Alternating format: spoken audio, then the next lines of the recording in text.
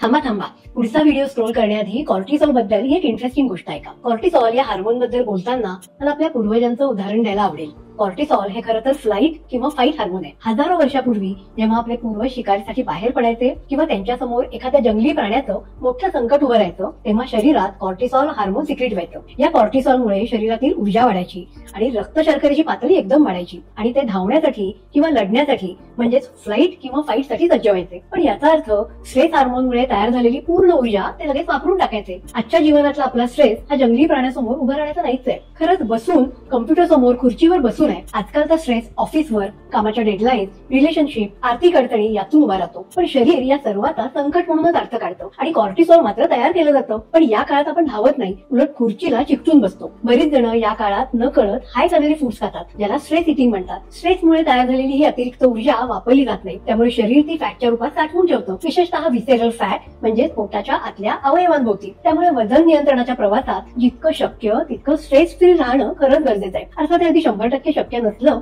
तरी स्ट्रेसच्या चक्रातून बाहेर पडण्यासाठी एक सोपी गोष्ट करून बघा। जेव्हा तुम्हाला पुढच्या वेळी तणाव जाणवेल तेव्हा एक ग्लास पाणी प्या आणि 5-10 मिनिटं चालून या। पाणी पिल्यामुळं आणि थोडं चालल्यामुळं शरीरातल्या कॉर्टिसॉलची पातळी कमी होण्यास मदत होईल, तसंच स्ट्रेसमुळे ताणलेल्या स्नायूंना आराम मिळेल आणि जमा झालेली ऊर्जा थोडीफार तरी वापरली जाईल। तुम्हाला जर तुमचं वजन कमी करायची सुरुवात करायची असेल तर हा व्हिडिओ नक्की शेअर करा आणि मला मेसेज करा।